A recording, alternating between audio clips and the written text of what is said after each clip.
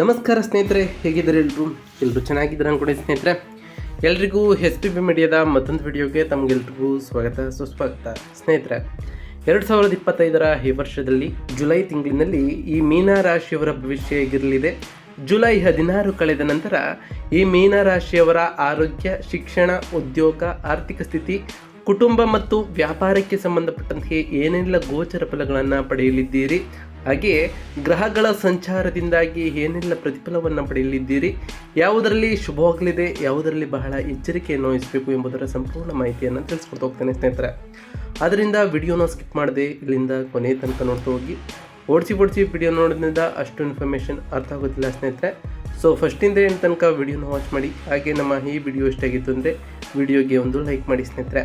ಯಾರಿನ್ನೂ ಚಾನಲ್ನ ಸಬ್ಸ್ಕ್ರೈಬ್ ಮಾಡ್ಕೊಂಡಿಲ್ಲ ಅವರು ಈಗಲೇ ಸಬ್ಸ್ಕ್ರೈಬ್ ಮಾಡ್ಕೊಳ್ಳಿ. ಸಬ್ಸ್ಕ್ರೈಬ್ ಮಾಡಿಕೊಂಡು ಪ್ರತಿನಿತ್ಯ ವಿಡಿಯೋನ ವಾಚ್ ಮಾಡ್ತಿರೋರಿಗೆ ಥ್ಯಾಂಕ್ ಯು ಸೊ ಮಚ್ ಅಂತ ಹೇಳ್ತಾ, ಹಾಗೆ ನಿಮ್ಮ ಫ್ರೆಂಡ್ಸ್ಗೂ ಶೇರ್ ಮಾಡಿ ಅಂತ ಹೇಳ್ತಾ, ಇನ್ನು ತಡ ಮಾಡೋದು ಬೇಡ ಸ್ನೇಹಿತರೆ. ಮೀನ ರಾಶಿಯವರಿಗೆ ಜುಲೈನಲ್ಲಿ ಏನೆಲ್ಲ ಅದೃಷ್ಟ ಒಲಿಯಲಿದೆ, ಜುಲೈ 16 ನಂತರ ನಿಮ್ಮ ಜೀವನದಲ್ಲಿ ಏನೆಲ್ಲ ಬದಲಾವಣೆಯನ್ನು ಕಾಣ್ತಾ ಹೋಗ್ತೀರಿ ಅಂತ ಈಗ ಒಂದೊಂದಾಗಿ ತಿಳಿಸ್ಕೊಡ್ತಾ ಹೋಗ್ತಾನೆ. ಗಮನವಿಟ್ಟು ನೋಡ್ತಾ ಹೋಗಿ ಸ್ನೇಹಿತರೆ. ಮೊದಲನೇದಾಗಿ ಮೀನ ರಾಶಿ ಚಕ್ರದ 12ನೇ ರಾಶಿ ಆಗಿರ್ತದೆ. ಇದು 330 ಡಿಗ್ರಿಯಿಂದ 360 ಡಿಗ್ರಿವರೆಗೆ ವಿಸ್ತರಿಸಿದೆ ಸ್ನೇಹಿತರೆ. ಪೂರ್ವ ಭಾದ್ರ ನಕ್ಷತ್ರ 4ನೇ ಪಾದ, ಉತ್ತರ ಭಾದ್ರ ನಕ್ಷತ್ರ 4ನೇ ಪಾದ ಮತ್ತು ರೇವತಿ ನಕ್ಷತ್ರ 4 ಪಾದಗಳು. ಈ ಅಡಿಯಲ್ಲಿ ಜನಿಸಿದವರು ಈ ಮೀನ ರಾಶಿಯ ವ್ಯಾಪ್ತಿಗೆ ಬರ್ತಾ ಹೋಗ್ತಾರೆ ಸ್ನೇಹಿತರೆ. ಈ ರಾಶಿಯ ಅಧಿಪತಿ ಬೃಹಸ್ಪತಿಯಾಗಿರ್ತಾರೆ ಸ್ನೇಹಿತರೆ. ಇನ್ನು ಈ ಜುಲೈ ತಿಂಗಳಿನಲ್ಲಿ ಈ ಮೀನ ರಾಶಿಯವರಿಗೆ ಗ್ರಹ ಸಂಚಾರಗಳು ಹೇಗಿರುತ್ತೋ ಹಾಗೆಯೇ ಜುಲೈ 16 ಕಳೆದ ನಂತರ ಹೇಗಿರಲಿದೆ, ಈ ತಿಂಗಳಿನಲ್ಲಿ ಗುರು ಮತ್ತು ಶನಿ ಬಲವಿರಲಿದೆಯಾ ಈ ಮೀನ ರಾಶಿಯವರಿಗೆ ಅಂತ ಕೇಳೋದಾದರೆ, ಮೊದಲನೇದಾಗಿ ಗುರುಗ್ರಹದ ಸ್ಥಾನವು ನಿಮ್ಮ ರಾಶಿಯ 1ನೇ ಮತ್ತು 10ನೇ ಮನೆಯ ಅಧಿಪತಿಯಾಗಿರುವಂತಹ ಗುರು ಇಡೀ ಜುಲೈ ತಿಂಗಳು ನಿಮ್ಮ 4ನೇ ಮನೆಯಲ್ಲೇ ಇರ್ತಾನೆ ಸ್ನೇಹಿತರೆ. ಇದರಿಂದಾಗಿ ನಿಮ್ಮ ವ್ಯಕ್ತಿತ್ವ, ವೃತ್ತಿ, ಕುಟುಂಬ ಮತ್ತು ಮನೆಯ ವಾತಾವರಣದ ಮೇಲೆ ಸಕಾರಾತ್ಮಕವಾದ ಪ್ರಭಾವ ಬೀರ್ತಾ ಹೋಗ್ತದೆ. ಇದರಿಂದಾಗಿ ನಿಮ್ಮ ವ್ಯಕ್ತಿತ್ವದಲ್ಲೂ ಸಾಕಷ್ಟು ಬದಲಾವಣೆಯಾಗ್ತಾ ಹೋಗ್ತದೆ. ಉನ್ನತ ಮಟ್ಟವನ್ನು ನೀವು ಏರ್ತಾ ಹೋಗ್ತೀರ ಸ್ನೇಹಿತರೆ. ಇನ್ನು ಶನಿಗ್ರಹದ ಸ್ಥಾನವು ನಿಮ್ಮ ರಾಶಿಯ 11ನೇ ಮತ್ತು 12ನೇ ಮನೆಯ ಅಧಿಪತಿಯಾಗಿರುವಂತಹ ಶನಿಯು ಇಡೀ ಜುಲೈ ತಿಂಗಳು ನಿಮ್ಮ 1ನೇ ಮನೆಯಲ್ಲೇ ಇರ್ತಾನೆ ಸ್ನೇಹಿತರೆ. ಇದರಿಂದ ಲಾಭಗಳು, ಖರ್ಚುಗಳು, ವ್ಯಕ್ತಿತ್ವ ಮತ್ತು ನಿಮ್ಮ ನಿರ್ಣಯಗಳ ಮೇಲೆ ನಿಮ್ಮ ಜವಾಬ್ದಾರಿಗಳು, ನಿಮ್ಮಲ್ಲಿ ಶಿಸ್ತು ಕೂಡ ಹೆಚ್ಚಾಗ್ತಾ ಹೋಗ್ತದೆ ಸ್ನೇಹಿತರೆ. ಇನ್ನು ಮಂಗಳ ಗ್ರಹದ ಸ್ಥಾನವು ನಿಮ್ಮ ರಾಶಿಯ 2ನೇ ಮತ್ತು 9ನೇ ಮನೆಯ ಅಧಿಪತಿಯಾಗಿರುವಂತಹ ಮಂಗಳನು ಜುಲೈ 28ರಂದು ನಿಮ್ಮ 6ನೇ ಮನೆಯಾದ ಸಿಂಹರಾಶಿಯಿಂದ 7ನೇ ಮನೆಯಾದ ಕನ್ಯಾ ರಾಶಿಗೆ ಹೋಗ್ತಾನೆ ಸ್ನೇಹಿತರೆ. ಇದರಿಂದ ಆರ್ಥಿಕ ವಿಷಯಗಳು, ಅದೃಷ್ಟ, ಉನ್ನತ ಶಿಕ್ಷಣ, ಪಾಲುದಾರಿಕೆಗಳು ಮತ್ತು ವಿವಾಹ ಸಂಬಂಧಗಳ ಬಗ್ಗೆ ನಿಮ್ಮ ಗಮನ ಹೆಚ್ಚಾಗ್ತಾ ಹೋಗ್ತದೆ. ಹಾಗೆಯೇ ಈ ಟೈಮ್ನಲ್ಲಿ ಇದರೆಲ್ಲ ಬಗ್ಗೆ ನೀವು ಗಮನವನ್ನು ಹರಿಸಬೇಕಾಗಿರ್ತದೆ. ಅದೃಷ್ಟವೂ ಕೂಡ ಕೂಡಿ ಬರಲಿದೆ ಸ್ನೇಹಿತರೆ. ಇನ್ನು ಶುಕ್ರ ಗ್ರಹದ ಸ್ಥಾನವು ನಿಮ್ಮ ರಾಶಿಯ 3ನೇ ಮತ್ತು 8ನೇ ಮನೆಯ ಅಧಿಪತಿಯಾಗಿರುವಂತಹ ಶುಕ್ರನು ಜುಲೈ 26ರಂದು ನಿಮ್ಮ 3ನೇ ಮನೆಯಾದ ವೃಷಭ ರಾಶಿಯಿಂದ 4ನೇ ಮನೆಯಾದ ಮಿಥುನ ರಾಶಿಗೆ ಬದಲಾಗ್ತಾ ಹೋಗ್ತಾನೆ ಸ್ನೇಹಿತರೆ. ಇದರಿಂದ ಸಂವಹನ, ಆಕಸ್ಮಿಕ ಬದಲಾವಣೆಗಳು, ಸಂಶೋಧನೆಗಳು, ಕುಟುಂಬ ಮತ್ತು ಆಸ್ತಿಗೆ ಸಂಬಂಧಪಟ್ಟಂತಹ ವಿಷಯಗಳ ಮೇಲೆ ನಿಮ್ಮ ಗಮನ ಬದಲಾಗ್ತಾ ಹೋಗ್ತದೆ ಸ್ನೇಹಿತರೆ. ಇನ್ನು ಬುಧ ಗ್ರಹದ ಸ್ಥಾನವು ನಿಮ್ಮ ರಾಶಿಯ 4ನೇ ಮತ್ತು 7ನೇ ಮನೆಯ ಅಧಿಪತಿಯಾಗಿರುವಂತಹ ಬುಧನು ಇಡೀ ಜುಲೈ ತಿಂಗಳು ನಿಮ್ಮ 5ನೇ ಮನೆಯಲ್ಲೇ ಇರ್ತಾನೆ ಸ್ನೇಹಿತರೆ. ಇದರಿಂದಾಗಿ ಕುಟುಂಬ, ಆಸ್ತಿ, ಪಾಲುದಾರಿಕೆ, ವಿವಾಹ, ಮಕ್ಕಳು ಮತ್ತು ಸೃಜನಶೀಲತೆಯ ಮೇಲೆ ಪ್ರಭಾವ ಬೀರ್ತಾ ಹೋಗ್ತದೆ. ಈ ಬುಧನ ಗೋಚರದಿಂದಾಗಿ ವಿವಾಹ ಆಗುವಂತಹ ಸಕಾರಾತ್ಮಕ ಪ್ರಭಾವವು ಕೂಡ ನಿಮ್ಮಲ್ಲಿ ಬೀರ್ಬೋದು. ಇನ್ನು ಸೂರ್ಯಗ್ರಹದ ಸ್ಥಾನವು ನಿಮ್ಮ ರಾಶಿಯ 6ನೇ ಮನೆಯ ಅಧಿಪತಿಯಾಗಿರುವಂತಹ ಸೂರ್ಯನು ಜುಲೈ 16ರಂದು ನಿಮ್ಮ 4ನೇ ಮನೆಯಾದ ಮಿಥುನ ರಾಶಿಯಿಂದ 5ನೇ ಮನೆಯಾದ ಕಟಕ ರಾಶಿಗೆ ಪ್ರವೇಶಿಸುತ್ತಾನೆ ಸ್ನೇಹಿತರೆ. ಇದರಿಂದಾಗಿ ನಿಮ್ಮ ಗಮನವು ಮುಖ್ಯವಾಗಿ ಮಕ್ಕಳು, ಶಿಕ್ಷಣ, ಪ್ರೇಮ ಸಂಬಂಧಗಳು, ಮನೋರಂಜನೆ ಮತ್ತು ಸೃಜನಶೀಲತೆಯ ಮೇಲೆ ಹೆಚ್ಚು ಕೇಂದ್ರೀಕೃತವಾಗ್ತಾ ಹೋಗ್ತದೆ. 6ನೇ ಮನೆಯ ಅಧಿಪತಿ 5ನೇ ಮನೆಗೆ ಬರೋದರಿಂದಾಗಿ ನೀವು ನಿಮ್ಮ ಮಕ್ಕಳ ವಿದ್ಯಾಭ್ಯಾಸಕ್ಕಾಗಿ ಅಥವಾ ಅವರ ಸ್ಪರ್ಧಾತ್ಮಕ ಪರೀಕ್ಷೆಗಳಿಗಾಗಿ ಹೆಚ್ಚು ಶ್ರಮಿಸಬೇಕಾಗ್ಬೋದು ಸ್ನೇಹಿತರೆ. ಕಲಾವಿದರಿಗೆ ಕ್ರೀಡಾಪಟುಗಳಿಗೆ ಇದು ಉತ್ತಮವಾದಂತಹ ಸಮಯವಾಗಿರ್ತದೆ ಸ್ನೇಹಿತರೆ. ಇನ್ನು ಈ ಜುಲೈ ತಿಂಗಳಿನಲ್ಲಿ ಈ ಮೀನ ರಾಶಿಯವರ ಒಟ್ಟಾರೆ ಫಲಿತಾಂಶಗಳು ಸವಾಲಿಂದ ಕೂಡಿದಂತಹ ಫಲಿತಾಂಶಗಳು ಆಗಿರ್ತದೆ. ಈ ಜುಲೈ 16 ಕಳೆದ ನಂತರ ನಿಮ್ಮ ರಾಶಿಯಲ್ಲಿ ಶನಿ ಸಂಚಾರ ಅಂದರೆ ಜನ್ಮದ ಶನಿ ಮತ್ತು 12ನೇ ಮನೆಯಲ್ಲಿ ರಾಹು ಇರೋದರಿಂದಾಗಿ ವೈಯಕ್ತಿಕವಾಗಿ, ವೃತ್ತಿಪರವಾಗಿ ಮತ್ತು ಆರ್ಥಿಕವಾಗಿ ತೀವ್ರ ಒತ್ತಡ ಮತ್ತು ವಿಳಂಬಗಳನ್ನು ಈ ತಿಂಗಳಿನಲ್ಲಿ ಎದುರಿಸ್ತಾ ಹೋಗ್ತೀರಿ. ನಿಮ್ಮ ರಾಶಿ ಅಧಿಪತಿ ಗುರು 4ನೇ ಮನೆಯಲ್ಲಿ ಬಲವಾಗಿರೋದ್ರಿಂದ ನಿಮಗೆ ಇದು ಒಂದು ವರವಾಗಿರ್ತದೆ ಸ್ನೇಹಿತರೆ. ಇದು ಕುಟುಂಬ ಜೀವನದಲ್ಲಿ ಶಾಂತಿಯನ್ನು, ಮಾನಸಿಕ ಸ್ಥೈರ್ಯವನ್ನು ನಿಮಗೆ ನೀಡ್ತಾ ಬರ್ತದೆ. ನಿಮ್ಮನ್ನು ಅನೇಕ ಸಮಸ್ಯೆಗಳಿಂದ ಕಾಪಾಡ್ತಾ ಬರ್ತದೆ. ಇದು ನಿಮ್ಮ ಸಹನೆಗೆ ಮತ್ತು ದೃಢ ಸಂಕಲ್ಪಕ್ಕೆ ನಿಜವಾದ ಪರೀಕ್ಷೆ ಅಂದರೆ ತಪ್ಪಾಗಲಾರದು ಸ್ನೇಹಿತರೆ. ಇನ್ನು ವೃತ್ತಿ ಜೀವನ ಮತ್ತು ಉದ್ಯೋಗಕ್ಕೆ ಸಂಬಂಧಪಟ್ಟಂತೆ ಈ ಮೀನ ರಾಶಿಯವರಿಗೆ ವೃತ್ತಿ ಜೀವನದಲ್ಲಿ ಇದು ಬಹಳ ಕಷ್ಟಪಡಬೇಕಾದಂತಹ ಸಮಯವಾಗಿರ್ತದೆ. ಈ ಜುಲೈ ತಿಂಗಳು ನಿಮ್ಮ ರಾಶಿಯಲ್ಲಿ ಶನಿಯ ಪ್ರಭಾವದಿಂದ ಕೆಲಸದ ಹೊರೆ ವಿಪರೀತವಾಗಿ ಹೆಚ್ಚಾಗ್ತಾ ಹೋಗ್ತದೆ ಮತ್ತು ಪ್ರತಿ ಕೆಲಸದಲ್ಲೂ ಅಡೆತಡೆಗಳು, ವಿಳಂಬಗಳು ಎದುರಾಗ್ತಾ ಹೋಗ್ತವೆ. ಶನಿದೇವರು ನಿಮ್ಮನ್ನು ಪರೀಕ್ಷಿಸುವ ಸಮಯ ಅಂದರೆ ತಪ್ಪಾಗಲಾರದು ಸ್ನೇಹಿತರೆ. ನಿಮ್ಮ 10ನೇ ಮನೆಯ ಅಧಿಪತಿ ಗುರು 4ನೇ ಮನೆಯಲ್ಲಿ ಇರೋದರಿಂದ ಕೆಲಸದಲ್ಲಿ ಸ್ಥಿರತೆ ಇದ್ದರೂ ನಿರೀಕ್ಷಿತ ಪ್ರಗತಿ ನಿಮಗೆ ದೊರಕೋದಿಲ್ಲ ಸ್ನೇಹಿತರೆ. ನೀವು ಮಾಡುವ ಕಠಿಣ ಪರಿಶ್ರಮಕ್ಕೆ ತಕ್ಕಂತಹ ಮನ್ನಣೆಯೂ ಕೂಡ ಸಿಗೋದಿಲ್ಲ ಎಂಬ ಮನೋಭಾವನೆ ನಿಮಗೆ ಉಂಟಾಗ್ತಾ ಹೋಗ್ತದೆ ಸ್ನೇಹಿತರೆ. ಹೊಸ ಉದ್ಯೋಗಕ್ಕಾಗಿ ಪ್ರಯತ್ನಗಳಿಗೆ ಇದು ಸರಿಯಾದ ಸಮಯವಲ್ಲ ಸ್ನೇಹಿತರೆ. ಇರುವ ಉದ್ಯೋಗದಲ್ಲೇ ತಾಳ್ಮೆಯಿಂದ ಮುಂದುವರಿಯುವುದು ಉತ್ತಮವಾಗಿರ್ತದೆ. ಅನಗತ್ಯ ಪ್ರಯಾಣಗಳಿಗೆ ಆಯಾಸ ಹೆಚ್ಚಾಗ್ಬೋದು, ಅದರಿಂದ ಬಹಳ ಎಚ್ಚರಿಕೆಯಿಂದ ಈ ಜುಲೈನಲ್ಲಿ ಇರಬೇಕಾಗಿರ್ತದೆ ಸ್ನೇಹಿತರೆ. ಇನ್ನು ಆರ್ಥಿಕ ಸ್ಥಿತಿಯ ಬಗ್ಗೆ ಹೇಳ್ತಾ ಹೋಗೋದಾದರೆ ಈ ತಿಂಗಳು ಬಹಳ ಕಠಿಣವಾಗಿರ್ತದೆ ಈ ಮೀನ ರಾಶಿಯವರಿಗೆ.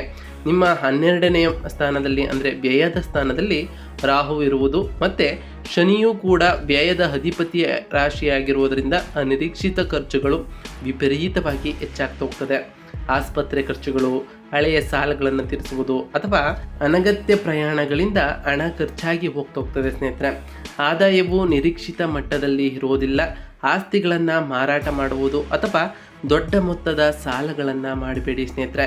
ತಿಂಗಳ ಕೊನೆಯಲ್ಲಿ ನಿಮ್ಮ ಧನದ ಅಧಿಪತಿ ಮಂಗಳನು ಬಲಪಡುವುದರಿಂದ ಕುಟುಂಬ ಸದಸ್ಯರ ಸಹಾಯದಿಂದ ಸ್ವಲ್ಪ ಮಟ್ಟಿಗೆ ಆರ್ಥಿಕ ಉಪಶಮನವೂ ಕೂಡ ನಿಮಗೆ ಲಭಿಸ್ತಾ ಹೋಗ್ತದೆ ಸ್ನೇಹಿತರೆ. ನಿಮ್ಮ ಈ ಎಲ್ಲ ಸಮಸ್ಯೆಗಳಿಗೂ ಕೊನೆಯಲ್ಲಿ ಪರಿಹಾರವನ್ನು ತಿಳಿಸ್ಕೊಡ್ತಾ ಹೋಗ್ತೇವೆ. ಗಮನ ಬಿಟ್ಟು ನೋಡ್ತಾ ಹೋಗಿ ಸ್ನೇಹಿತರೆ. ಇನ್ನು ಕುಟುಂಬ ಮತ್ತು ಸಂಬಂಧಗಳಿಗೆ ಸಂಬಂಧಪಟ್ಟಂತೆ ಈ ತಿಂಗಳು ನಿಮಗೆ ಅತ್ಯಂತ ಉಪಶಮನ ನೀಡುವಂತಹ ಅಂಶ ಈ ಕುಟುಂಬ ಜೀವನದಲ್ಲಿ ಇರ್ತದೆ. ನಿಮ್ಮ ರಾಶಿ ಅಧಿಪತಿ ಸುಖದ ಸ್ಥಾನದಲ್ಲಿ ಇರೋದರಿಂದಾಗಿ ಗುರು 4ನೇ ಮನೆಯಲ್ಲಿ ಇರೋದರಿಂದ ಹಂಸಯೋಗ ನಿರ್ಮಾಣವಾಗ್ತಾ ಹೋಗ್ತದೆ. ಇದು ಒಂದು ಅದ್ಭುತವಾದ ಯೋಗವಾಗಿರ್ತದೆ ಸ್ನೇಹಿತರೆ. ಕುಟುಂಬ ಸದಸ್ಯರಿಂದ ವಿಶೇಷವಾಗಿ ತಾಯಿಯಿಂದ ನಿಮಗೆ ಸಂಪೂರ್ಣ ಬೆಂಬಲ ದೊರೆತು ಹೋಗ್ತದೆ. ಮನೆಯಲ್ಲಿ ಶಾಂತಿಯುತ ಮತ್ತು ಆಧ್ಯಾತ್ಮಿಕ ವಾತಾವರಣ ತುಂಬಿ ತುಳುಕಾಡಲಿದೆ ಸ್ನೇಹಿತರೆ. ನಿಮ್ಮ ಸಮಸ್ಯೆಗಳಿಂದ ವಿಶ್ರಾಂತಿ ಪಡೆಯಲು ನಿಮ್ಮ ಮನೆಯೇ ನಿಮಗೆ ಒಂದು ಕೋಟೆಯಂತೆ ಕೆಲಸವನ್ನು ಮಾಡ್ತಾ ಹೋಗ್ತದೆ. ನಿಮ್ಮ ಜೀವನ ಸಂಗಾತಿಯು ಅವರ ವೃತ್ತಿಯಲ್ಲಿ ಅಭಿವೃದ್ಧಿಯನ್ನು ಸಾಧಿಸ್ತಾ ಹೋಗ್ತಾರೆ. ಮಕ್ಕಳು ಶಿಕ್ಷಣದಲ್ಲಿ ಉತ್ತಮವಾದ ಸಾಧನೆಯನ್ನು ಮಾಡ್ತಾ ಹೋಗ್ತಾರೆ ಸ್ನೇಹಿತರೆ. ಇನ್ನು ಆರೋಗ್ಯದ ದೃಷ್ಟಿಯಿಂದ ಈ ಜುಲೈ ತಿಂಗಳು ಸಾಮಾನ್ಯವಾಗಿರ್ತದೆ. ನಿಮ್ಮ ರಾಶಿಯಲ್ಲಿ ಶನಿ ಇರೋದರಿಂದಾಗಿ ಮೈಕೈ ನೋವು, ನಿರಾಸಕ್ತಿ, ಆಯಾಸ ಮತ್ತು ವಾತ ಸಂಬಂಧಿತಂತಹ ಸಮಸ್ಯೆಗಳು ಆಗಾಗ ಕಾಡ್ತಾ ಹೋಗ್ತವೆ. 12ನೇ ಮನೆಯಲ್ಲಿ ರಾಹುವಿನಿಂದ ನಿದ್ರಾಹೀನತೆ, ಮಾನಸಿಕ ಆತಂಕ ಇರ್ತದೆ ಸ್ನೇಹಿತರೆ.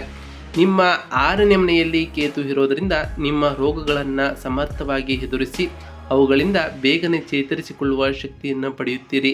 ಸರಿಯಾದ ವಿಶ್ರಾಂತಿ, ಪೌಷ್ಟಿಕ ಆಹಾರ ತೆಗೆದುಕೊಳ್ಳುವುದರಿಂದ ಆರೋಗ್ಯ ಉತ್ತಮವಾಗಿ ಇರಿಸಿಕೊಳ್ಳಬಹುದಾಗಿದೆ. ಹಾಗೆಯೇ ಪ್ರತಿನಿತ್ಯ ವ್ಯಾಯಾಮ ಮತ್ತು ಧ್ಯಾನವನ್ನು ಮಾಡೋದ್ರಿಂದ ದೈಹಿಕ ಮತ್ತು ಮಾನಸಿಕ ಶಕ್ತಿಯು ವೃದ್ಧಿಯಾಗ್ತಾ ಹೋಗ್ತದೆ ಸ್ನೇಹಿತರೆ.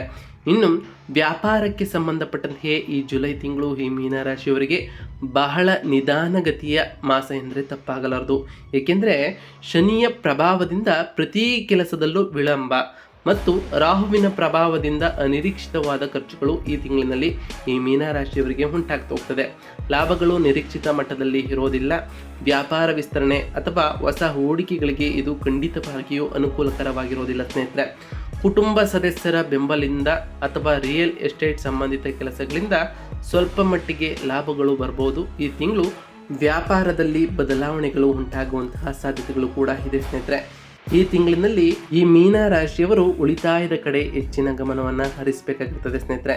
ಇನ್ನು ವಿದ್ಯಾರ್ಥಿಗಳಿಗೆ ಸಂಬಂಧಪಟ್ಟಂತೆಯೇ ಈ ಜುಲೈ ತಿಂಗಳು ಮಿಶ್ರ ಫಲಿತಾಂಶಗಳನ್ನು ನಿಮಗೆ ನೀಡ್ತಾ ಹೋಗ್ತದೆ. 5ನೇ ಮನೆಯಲ್ಲಿ ಬುಧ ಮತ್ತು 5ನೇ ಮನೆಯ ಮೇಲೆ ಗುರುವಿನ ದೃಷ್ಟಿ ಇರೋದರಿಂದಾಗಿ ನಿಮ್ಮ ಗ್ರಹಣ ಶಕ್ತಿ ಚೆನ್ನಾಗಿರ್ತದೆ. ರಾಶಿಯಲ್ಲಿರುವ ಶನಿಯ ಪ್ರಭಾವದಿಂದ ಸೋಮಾರಿತನ, ಓದಿನ ಮೇಲೆ ಅಶ್ರದ್ಧೆ, ಹಾಗೆ ಏಕಾಗ್ರತೆಯ ಕೊರತೆಯೂ ಕೂಡ ಉಂಟಾಗ್ತಾ ಹೋಗ್ತದೆ. ತಿಂಗಳ ಮೊದಲ ಭಾಗದಲ್ಲಿ ಅಂದರೆ ಈ ಮೊದಲ ವಾರದಲ್ಲಿ 6ನೇ ಮನೆಯ ಅಧಿಪತಿ ಸೂರ್ಯನು 5ನೇ ಮನೆಯಲ್ಲಿ ಇರೋದ್ರಿಂದ ಕೆಲವು ಅಡೆತಡೆಗಳು ಬರಬಹುದು. ನೀವು ಸೋಮಾರಿತನವನ್ನು ಬಿಟ್ಟು ದೃಢ ಸಂಕಲ್ಪದಿಂದ ಪ್ರಯತ್ನವನ್ನು ಪಟ್ಟರೆ ಗುರುವಿನ ಅನುಗ್ರಹದಿಂದ ಯಶಸ್ಸನ್ನು ಕೂಡ ಸಾಧಿಸಬಹುದಾಗಿದೆ ಸ್ನೇಹಿತರೆ. ವಿದ್ಯಾರ್ಥಿಗಳು ಈ ಸಮಯದಲ್ಲಿ ನಿಮ್ಮ ಏಕಾಗ್ರತೆ, ಸಮಯ ಪರಿಪಾಲನೆ ಮತ್ತು ಶಿಸ್ತಿನಿಂದ ಇರಬೇಕಾಗಿರ್ತದೆ ಸ್ನೇಹಿತರೆ. ಏಕೆಂದರೆ ಶನಿದೇವರು ಶಿಸ್ತಿಗೆ ಹೆಚ್ಚಿನ ಮಹತ್ವವನ್ನು ಕೊಡ್ತಾ ಹೋಗ್ತಾರೆ. ಅದರಿಂದ ನೀವು ಶಿಸ್ತಿನಿಂದ ಓದಿದ್ದೇ ಆದರೆ ಉನ್ನತ ಫಲಿತಾಂಶವನ್ನು ಕೂಡ ಕಾಣ್ತಾ ಹೋಗ್ತೀರಿ. ಹಾಗೆಯೇ ನಿಮ್ಮ ಏಕಾಗ್ರತೆಯನ್ನು ಏಕಚಿತ್ತದಲ್ಲಿ ಇರಿಸಬೇಕಾಗಿರ್ತದೆ ಸ್ನೇಹಿತರೆ.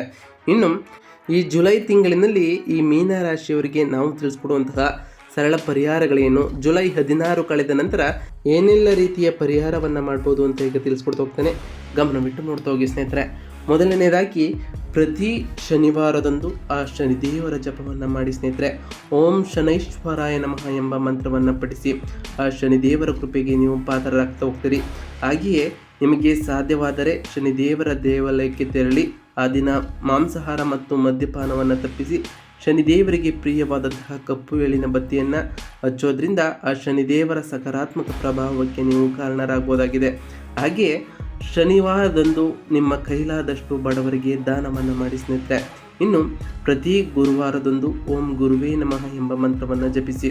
ಇದರಿಂದ ಆ ಗುರುದೇವರ ಆಶೀರ್ವಾದವೂ ಕೂಡ ಸಿಗ್ತೋಗ್ತದೆ. ಹಾಗೆಯೇ ಗುರು ಸಕಾರಾತ್ಮಕದಲ್ಲಿ ಇರೋದರಿಂದಾಗಿ ನಿಮಗೆ ಪ್ರತಿಯೊಂದು ಕಾರ್ಯದಲ್ಲೂ ಯಶಸ್ಸನ್ನು ಕಾಣ್ತಾ ಹೋಗ್ತೀರಿ ಸ್ನೇಹಿತರೆ.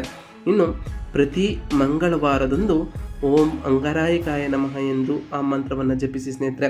ಪ್ರತಿ ಮಂಗಳವಾರದಂದು ಹನುಮಾನ್ ಚಾಲಿಸವನ್ನು ಜಪಿಸೋದ್ರಿಂದ ನಿಮ್ಮಲ್ಲಿ ಧೈರ್ಯ ಮತ್ತು ಶಾಂತಿಯು ವೃದ್ಧಿಯಾಗ್ತಾ ಹೋಗ್ತದೆ ಸ್ನೇಹಿತರೆ. ಹಾಗೆ ಪ್ರತಿ ಶುಕ್ರವಾರದಂದು ಆ ದೇವಿ ತಾಯಿ ಮಹಾಲಕ್ಷ್ಮಿಯನ್ನು ಪೂಜಿಸಿ ಆ ತಾಯಿ ನಿಮಗೆ ಐಶ್ವರ್ಯ, ಆರೋಗ್ಯ, ಸಮೃದ್ಧಿಯನ್ನು ಕೊಡ್ತಾ ಬರ್ತಾರೆ. ಲಕ್ಷ್ಮೀ ದೇವಿಗೆ ಪ್ರಿಯವಾದಂತಹ ಬಿಳಿ ಹೂವನ್ನು ಅರ್ಚನೆ ಮಾಡೋದ್ರಿಂದ ನಿಮ್ಮ ಕಷ್ಟಗಳೆಲ್ಲ ದೂರವಾಗ್ತಾ ಹೋಗ್ತವೆ. ಮನೆಯಲ್ಲಿ ಶಾಂತಿ ವಾತಾವರಣವೂ ಕೂಡ ನೆಲೆಸಲಿದೆ ಸ್ನೇಹಿತರೆ. ಹಾಗೆಯೇ ಓಂ ಲಕ್ಷ್ಮೀ ನಾರಾಯಣಾಯ ನಮಃ ಎಂಬ ಮಂತ್ರವನ್ನು ಪಠಿಸಿ ಸ್ನೇಹಿತರೆ. ಹಾಗೆಯೇ ಜುಲೈ 16 ನಂತರ ನೀವು ಸೂರ್ಯದೇವನಿಗೆ ಆರ್ಘ್ಯವನ್ನು ಅರ್ಪಿಸೋದ್ರಿಂದ ಸೂರ್ಯದೇವರ ಸಕಾರಾತ್ಮಕ ಪ್ರಭಾವಕ್ಕೆ ನೀವು ಒಳಗಾಗಬಹುದಾಗಿದೆ ಸ್ನೇಹಿತರೆ. ನಾವು ತಿಳಿಸ್ಕೊಟ್ಟಿರುವಂತಹ ಈ ಎಲ್ಲ ಸರಳ ಪರಿಹಾರಗಳನ್ನು ನೀವು ಮಾಡಿದ್ದೇ ಆದರೆ ನಿಮ್ಮ ಜೀವನದಲ್ಲಿ ಸಾಕಷ್ಟು ಬದಲಾವಣೆಯನ್ನು ಕಾಣ್ತಾ ಹೋಗ್ತೀರಿ ಸ್ನೇಹಿತರೆ. ಹಾಗೆಯೇ ನಿಮ್ಮ ಮನೆಯಲ್ಲಿ ಸಂತೋಷದ ವಾತಾವರಣ ಕೂಡ ನೆಲೆಸಲಿದೆ ಸ್ನೇಹಿತರೆ.